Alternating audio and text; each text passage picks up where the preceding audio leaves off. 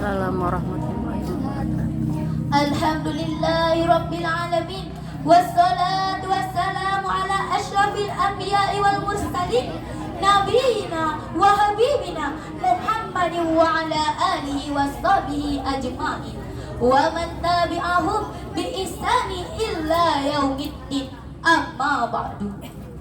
Pertama-tama ada yang paling utama, segala puji hanya milik Allahu Rabbi.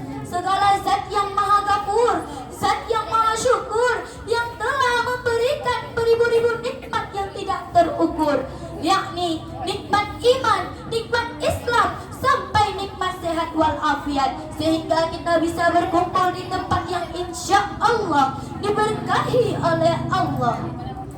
Salawat besertakan salam semoga tercurah limpahkan kepada Nabi akhir zaman, seorang Nabi yang lainnya saja membuat goncang alam semesta, membuat heboh dan terkejutnya para malaikat Allah, serta hancurnya patung-patung berhala.